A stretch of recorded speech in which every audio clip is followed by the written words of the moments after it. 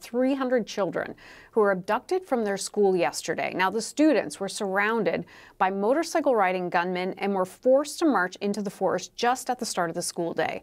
This is one of Nigeria's largest school kidnappings in a decade. Nigeria has had problems with militant groups who have repeatedly carried out abductions for ransom. However, yesterday's incident is one of the largest mass abductions in the West African nation. The incident took place at a government school in the town of Kuriga of the central state of Kaduna. And the kidnapping happened right after the morning assembly. Several gunmen entered the school compound and started shooting sporadically just before abducting the children and disappearing. Kaduna state authorities said that the gunmen first held the children as hostages before eventually abducting them. A local resident recalled the harrowing incident. A teacher leading the school assembly was kidnapped. The teacher said he could not run away because some students depended on him for protection. He was kidnapped. A vigilante was also killed while he was trying to scare the gunman away by shooting in the air, but he was killed. Parents of the abducted children demand answers from the government over the lack of security. A mother shared her grief as state authorities visited the school.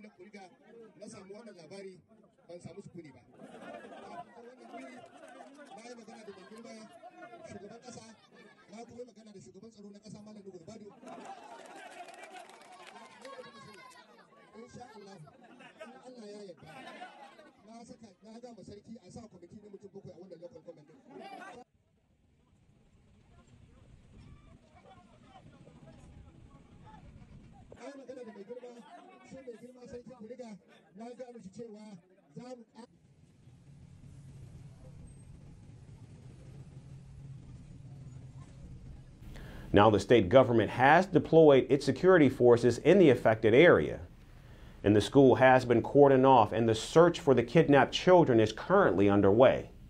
Kaduna State's governor met with the grieving parents and assured them of returning their children safely. Also sat down with the parents of those children that have been kidnapped. Even we have sent a strong message to the mothers, and we made it clear to them that one of the most important responsibilities of the government is to ensure that we protect the lives and properties of our citizens. That by the grace of God, under my able leadership, we will... Abductions by armed gangs have been on the rise in the northwestern and central regions of Nigeria. In most cases, the kidnappers use the hostages in exchange for ransom. The latest incident is the second instance of mass abduction in the West African nation just this week. In fact, on Wednesday, suspected militants kidnapped almost 50 women from the country's northeastern Borno state. Now, Nigerian President Bola Ahmed Tinubu has pledged to crack down on the armed gangs in an attempt to curb the abductions. However, Nigeria's army remains stretched thin as they fight multiple insurgencies across various regions. Will the government launch an operation against the militants, or will they ultimately cave in to their demands? Unfortunately, this story has more questions than answers.